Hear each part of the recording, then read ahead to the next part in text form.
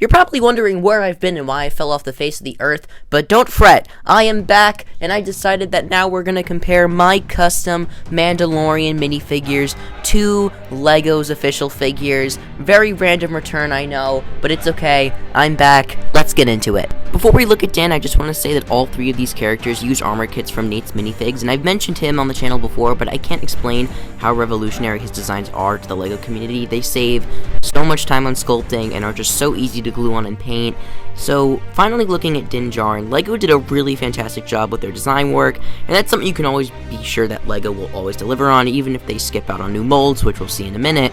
They never skip out on new designs and printing, and Din's Beskar armor is just so cool, and even as the Mudhorn signet on the pauldron, and his torso armor has a ton of shading on it as well. The only problem really comes down with the helmet. LEGO has been using this helmet piece for like over a decade now, and while it works on characters like Boba, which we are going to see in a second, this just doesn't fit Din's design. It's really angular, it doesn't match the visor at all. I just really wish they would make a new mold for this helmet. My Din Djarin obviously utilizes Nate's Minifigs pieces, and even comes with a jetpack, which can be attached using micromagnets, and I went for the newer helmet design, which he uses, and it's his best Mando helmet to date, and it really is so cool, and is like the best helmet in the LEGO community. And as for the head, I went for the printed design from Firestar Toys, and I just painted the neck around. So honestly, aside from the helmet, this is what I would come to expect from LEGO. I love the printed arms, I love the shading, and I just hope we see a new face and helmet in the future. I pretty much have the exact same things to say about Boba Fett. Once again, this guy has printed arms, which are super cool, and are honestly better than my Boba, because obviously mine is hand-painted, and it's really hard to paint small designs like the Mythosaur skull on with a brush, so I think LEGO's printed designs are obviously way better. And you also have the new Boba head, which is a really great likeness to Tamir Morrison, and has a little scarring on it, and I opted for the standard clone head and just painted the additional facial features.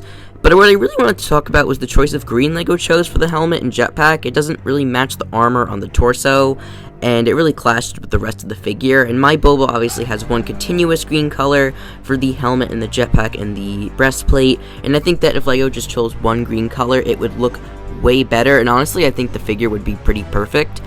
And additional choices I made with my Boba were, of course, the implemented magnets on the rangefinder, and the implemented magnets on the jetpack, which can also make it come off. But also the waist cape, I had to cut specifically to accommodate the holster, and that was really tedious as well. Making cloth work is never fun, but honestly, this is just a really solid figure that LEGO made.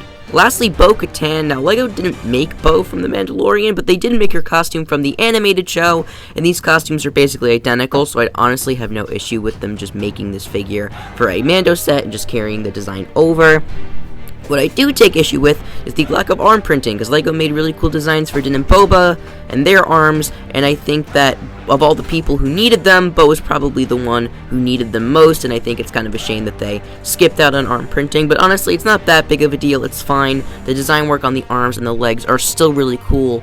Obviously, for my arms, I painted the Night Owl signets on Bo's shoulder pads, and obviously that was a huge pain to do twice, but I think it worked out well in the end. I do think the standard Mando helmet works for Bo's designs, but I think the print work is kind of off. The visor's just kind of smushed, and it looks pretty derpy, not gonna lie.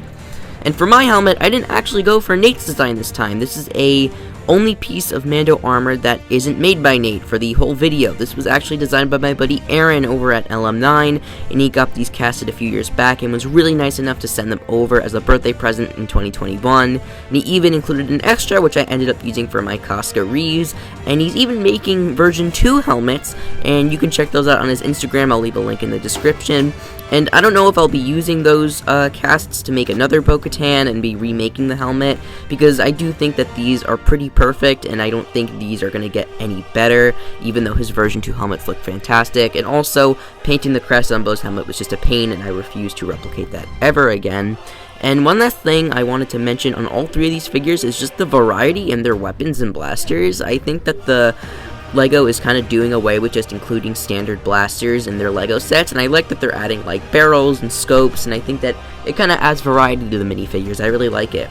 Anyway, that's going to do it for episode 1, comparing my custom Mando minifigs to LEGOs.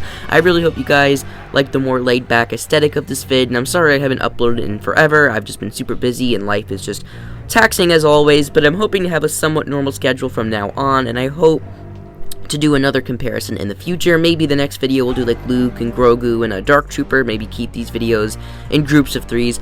And I also have customs for shows like the Owl House with Luce and Amity, and I really want to make some figures for Kenobi, and I really hope you guys stick around for those, but be sure to subscribe so you don't miss them in the future.